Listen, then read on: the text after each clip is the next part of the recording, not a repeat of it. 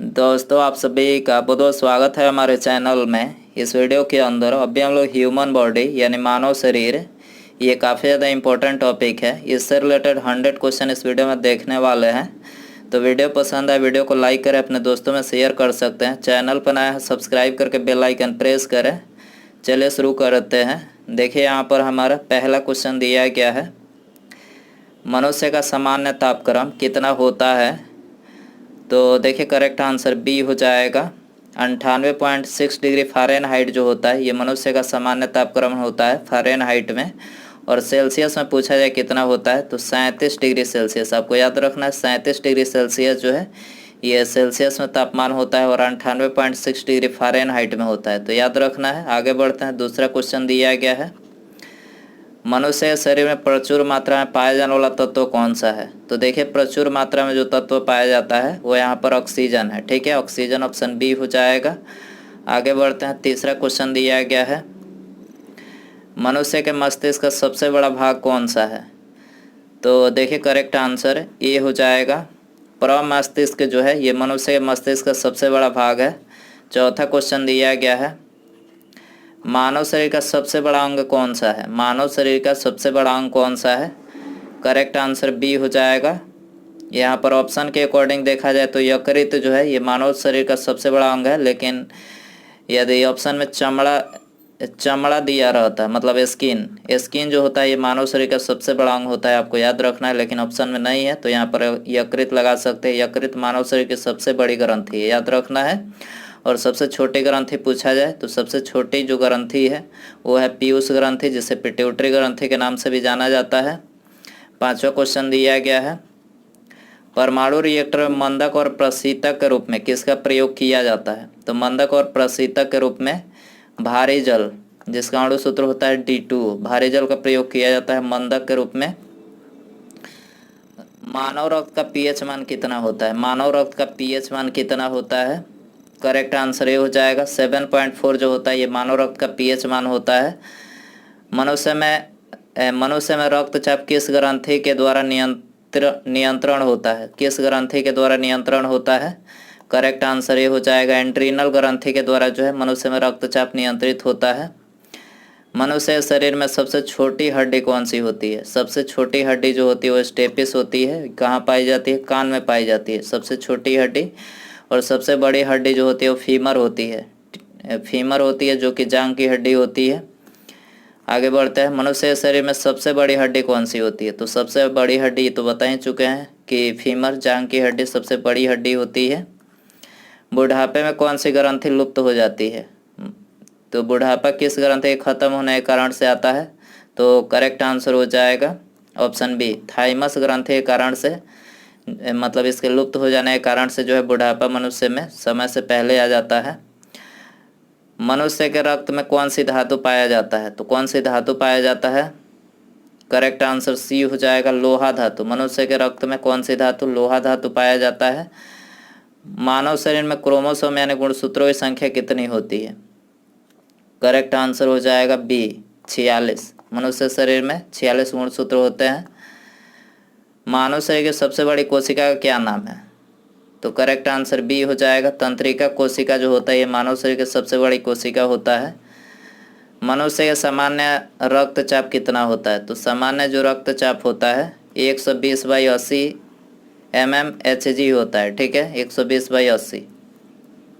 मानव शरीर का रक्त बैंक किसे कहते हैं। मानव शरीर का रक्त बैंक किसे कहते हैं।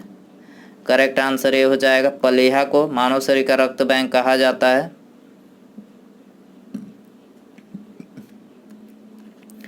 मनुष्य शरीर में सबसे छोटी ग्रंथि कौन सी होती है। सबसे छोटी ग्रंथि तो देखिए ये तो बता ही चुके हैं कि सबसे छोटी जो ग्रंथि वो पिट्यूटरी होती है और मस्तिष्क के पिछले भाग में पाई जाती है, जिसे मास्टर ग्रंथि के नाम से भी जाना जाता है। मानव शरीर में जल की मात्रा कितनी होती है। तो करेक्ट आंसर ये हो जाएगा 80% जो है मानव शरीर में जल की मात्रा होती है। मनुष्य शरीर में पाचन मुख्यतः कहाँ पर होता है। तो मनुष्य शरीर में जो पाचन होता है छोटी आंत में होता है, छोटी आंत। ऑप्शन बी हो जाएगा। मनुष्य शरीर में पित्त कहाँ उत्पन्न होता है। पित्त करेक्ट आंसर सी हो जाएगा। यकृत में पित्त उत्पन्न होता है। मनुष्य में कौन सा रक्त सर्वदाता रुधिर वर्ग कहलाता है? यूनिवर्सल डोनर किसको बोला जाता है? तो करेक्ट आंसर ये हो जाएगा, वो रक्त समूह को यूनिवर्सल बोला जाता है, सर्वग्राही AB को। ठीक है, सर्वग्राही ये तो अभी बताया हमने कि सर्वग्राही AB को बोला जाता है। इंसुलिन की कमी से कौन सा रोग होता है? इंसुलिन की कमी से करेक्ट आंसर बी हो जाएगा। डायबिटीज जो होता है इंसुलिन की कमी से होता है। मनुष्य शरीर में इंसुलिन का निर्माण कहाँ होता है? करेक्ट आंसर सी हो जाएगा, अग्न्याशय पैंक्रियाज में जो है इंसुलिन का निर्माण होता है।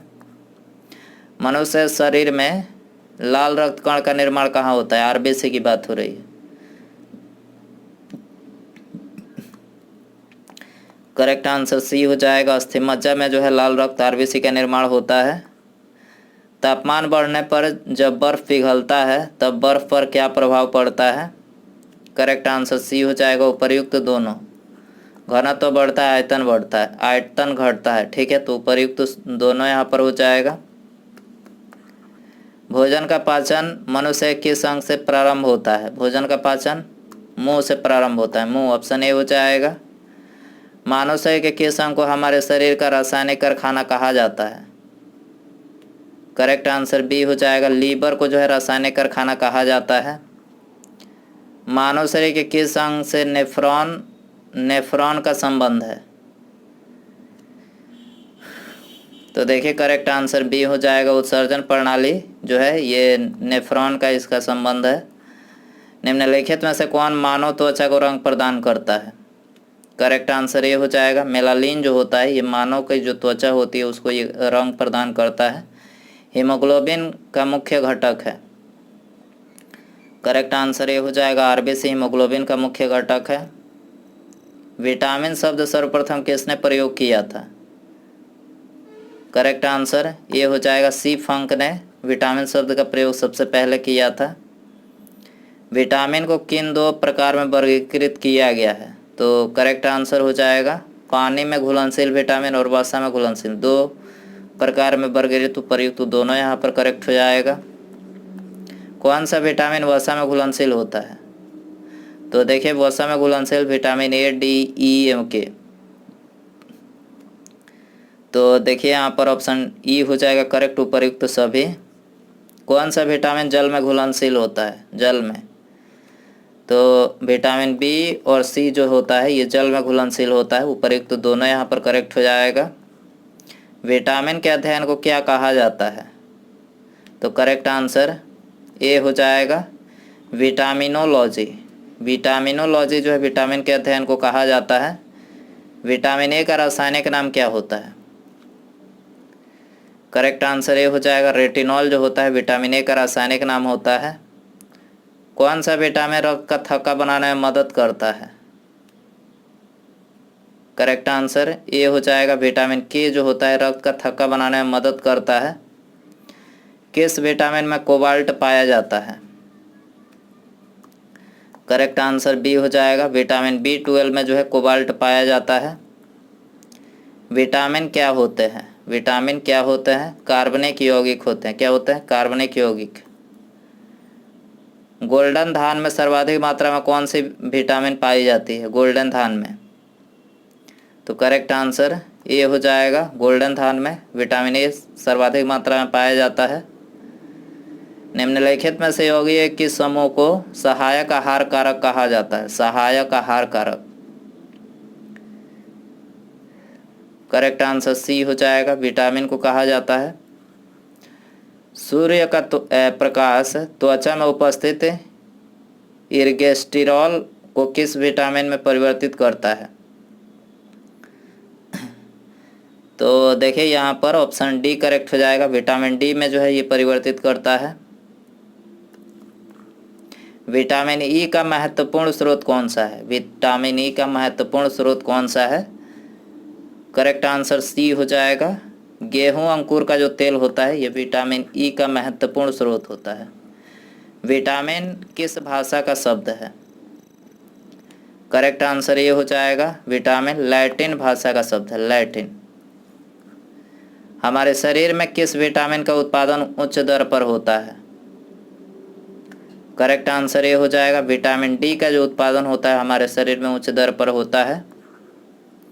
निम्नलिखित में से कौन सा विटामिन हमारे शरीर में संश्लेषित होता है? करेक्ट आंसर डी हो जाएगा, कोई भी विटामिन नहीं संश्लेषित होता है। मानव शरीर में विटामिन ए कहाँ संचित होता है? करेक्ट आंसर ये हो जाएगा यकृत में। विटामिन ए कहाँ संचित होता है? यकृत में। किस विटामिन की कमी के कारण बाल सफ़ेद हो जाते हैं? तो देखिए विटामिन B6 और विटामिन B12 ये दोनों विटामिन की कमी के कारण से बाल सफ़ेद होते हैं। ऑप्शन सी हो जाएगा उपर्युक्त दोनों। कपास के बीज किस विटामिन से भरपूर होते हैं? तो करेक्ट आंसर बी हो जाएगा विटामिन ई जो होता है, कपास का जो बीज होता है विटामिन ई से भरपूर स्रोत होता है। विटामिन B6 का रासायनिक नाम क्या होता है? करेक्ट आंसर बी हो जाएगा पायरिडॉक्सिन जो होता है विटामिन B6 का रासायनिक नाम होता है। विटामिन B7 का रासायनिक नाम क्या होता है? करेक्ट आंसर सी हो जाएगा बायोटिन जो होता है विटामिन B7 का रासायनिक नाम होता है। विटामिन सी का रासायनिक नाम क्या होता है? करेक्ट आंसर सी हो जाएगा स्कर्बिक अम्ल जो होता है विटामिन सी का रासायनिक नाम होता है। सूर्य के प्रकाश से कौन सा विटामिन मिलता है? करेक्ट आंसर डी हो जाएगा विटामिन डी जो होता है ये सूर्य के प्रकाश से मिलता है। पुरुषों या महिलाओं में जनन की बीमारी किस विटामिन की कमी से होता है? करेक्ट आंसर सी हो जाएगा विटामिन ई जो होता है, विटामिन ई की कमी से जो है पुरुषों और महिलाओं में जनन की बीमारी होती है। छीली हुई सब्जी को धोने से कौन सा विटामिन निकल जाता है? करेक्ट आंसर सी हो जाएगा विटामिन सी। छीली हुई सब्जियों को धोने से निकल जाता है। कैल्शियम की कमी मुख्य रूप से किस विटामिन के अभाव में होती है? करेक्ट आंसर ये हो जाएगा विटामिन डी के अभाव की कमी से होता है। ठीक है, कैल्शियम की कमी। किस विटामिन को एंटी कैंसर विटामिन भी कहते हैं? एंटी कैंसर विटामिन भी कहते हैं। करेक्ट आंसर ये हो जाएगा विटामिन ए को एंटी कैंसर विटामिन भी कहते हैं। हमारे शरीर में कौन सा विटामिन सबसे तीव्रता से बढ़ता है?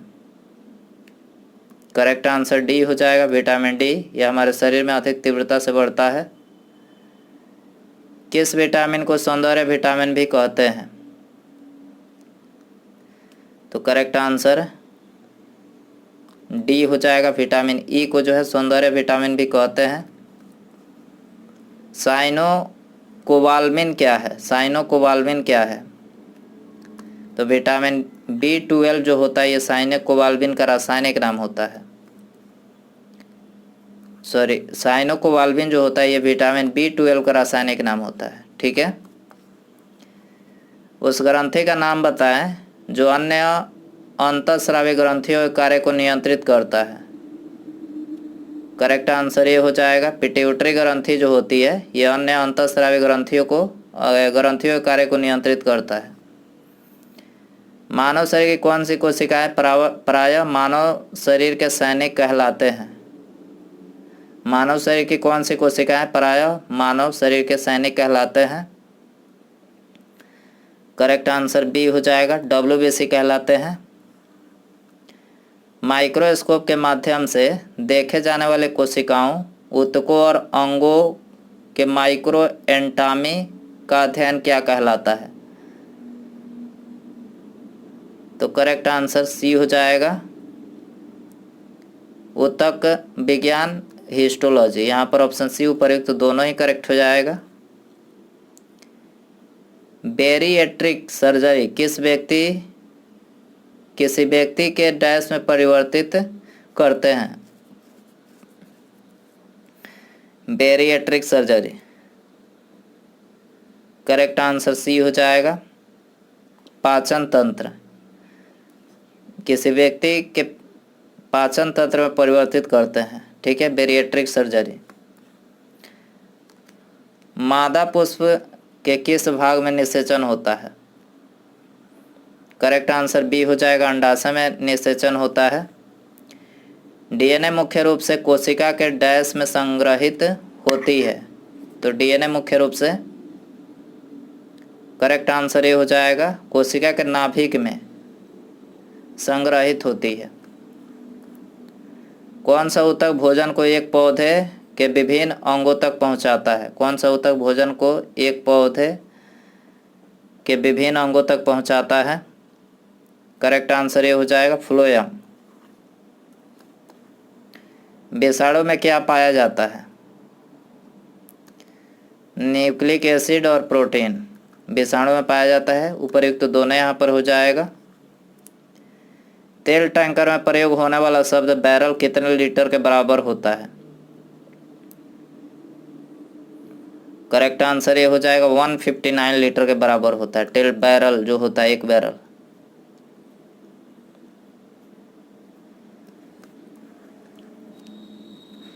न्यूक्लियस के बाहर डीएनए कहाँ पाया जाता है?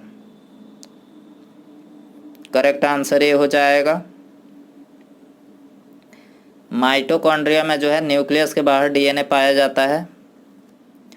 नवजात बच्चों बीसीजी का टीका कब दिया जाता है? करेक्ट आंसर सी हो जाएगा, 48 घंटे के भीतर। नवजात जो बच्चे होते हैं उनको बीसीजी का टीका 48 घंटे के भीतर दिया जाता है। ग्लूकोमा रोग का संबंध मानव शरीर के किस अंग से है? करेक्ट आंसर डी हो जाएगा, आंख से। ग्लूकोमा रोग का जो संबंध है आंख से है। मानव वृक्क विकार किसके प्रदूषण के कारण होता है? करेक्ट आंसर सी हो जाएगा, कैडमियम के प्रदूषण के कारण से होता है। किस वैज्ञानिक ने डीएनए का विश्लेषण सबसे पहले किया था? करेक्ट आंसर बी हो जाएगा, वाटसन और क्रिक ने डीएनए का विश्लेषण जो है सबसे पहले किया था।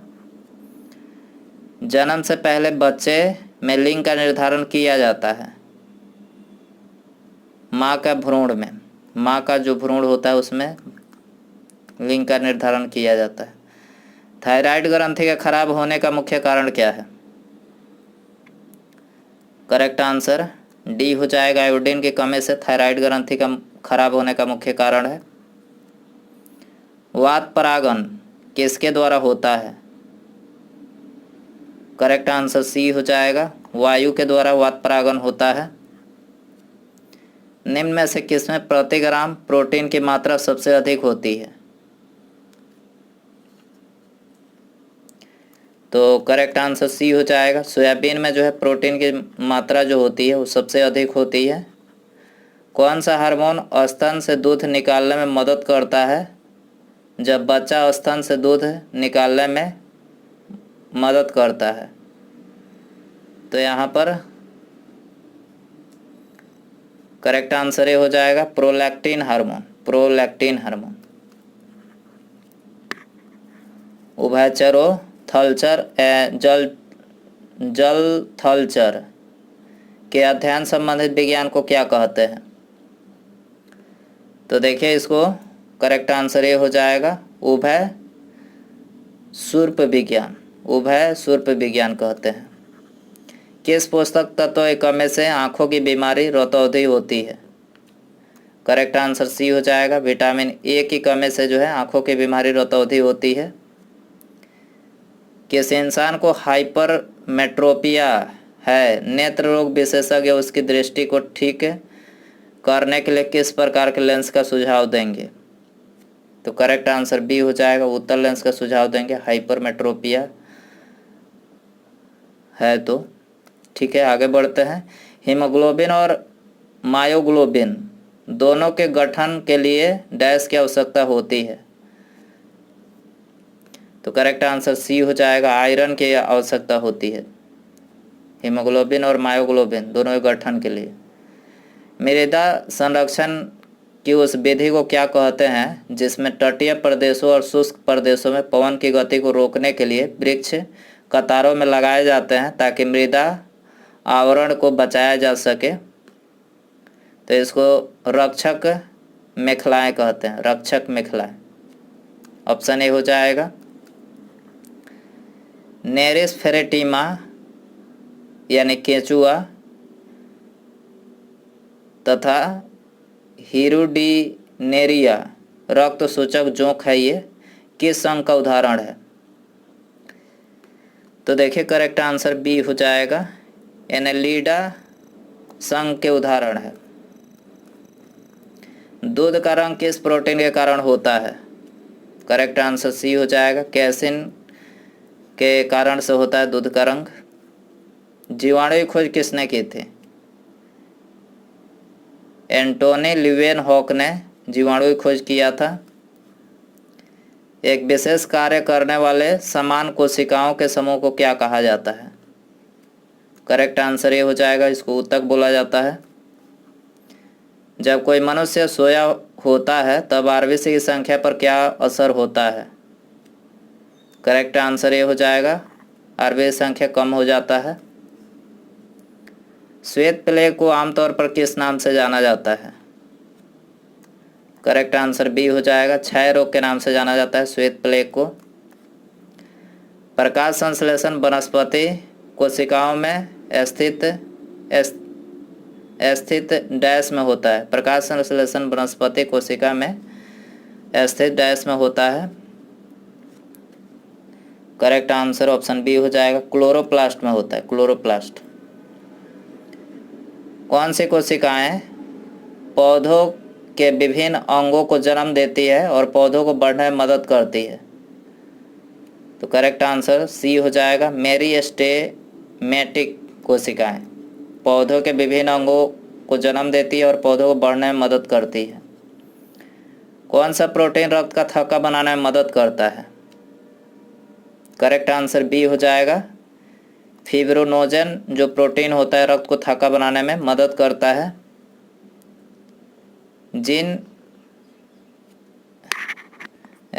प्राणियों में कोशिकाओं 3 भ्रूणीय स्तरों में व्यवस्थित होती है उन्हें डैश कहते हैं? तो करेक्ट आंसर बी हो जाएगा, त्रिकोरकी कहते हैं। किसी जीवित शरीर के अंदर कोशिका या ऊतक की मृत्यु को क्या कहते हैं? करेक्ट आंसर बी हो जाएगा, नेक्रोसिस। जमाई क्यों आती है? करेक्ट आंसर ये हो जाएगा, फेफड़े में कार्बन डाइऑक्साइड बढ़ने के कारण से जो है जमाई आती है। कौन सा विटामिन रक्त स्कंदन में मदद करता है? करेक्ट आंसर बी हो जाएगा, विटामिन के जो होता है रक्त स्कंदन में मदद करता है। मनुष्य के आँख के रंग कौन निर्धारित करता है? मनुष्य के आँखों का रंग कौन निर्धारित करता है? परितारिका, ऑप्शन बी यहाँ पर हो जाएगा। प्लाज्मा का रंग कौन सा होता है? प्लाज्मा का रंग कौन सा होता है? करेक्ट आंसर ये हो जाएगा, पीला होता है। जीव कोशिकाओं में आनुवांशिक लक्षणों के नियंत्रण में कौन उत्तरदायी है? जीव कोशिकाओं में आनुवांशिक लक्षणों के नियंत्रण में कौन उत्तरदायी है? करेक्ट आंसर ये हो जाएगा, डीएनए उत्तरदायी है। वयस्क मनुष्य में कितने लीटर खून होता है? 5 से 6 लीटर, डी आंसर हो जाएगा। मानव शरीर के रक्त का पीएच मान कितना होता है? करेक्ट आंसर सी हो जाएगा, 7.4 जो होता है ये मानव शरीर के रक्त का पीएच मान होता है। आरबीसी का कब्रिस्तान किसे कहते हैं? ये आप सभी के लिए क्वेश्चन रखते हैं, इसका आंसर आपको कमेंट में बताना है। आरबीसी का कब्रिस्तान किसे कहते हैं? सही आंसर कमेंट बॉक्स में जरूर बताएं। और वीडियो पसंद आया हो तो प्लीज़ वीडियो को लाइक कर दें, अपने दोस्तों में शेयर कर सकते हैं। चैनल पर नया है सब्सक्राइब करके बेल आइकन प्रेस करें। ठीक है, मिलते हैं अगले वीडियो में। नमस्कार, जय हिंद, जय भारत।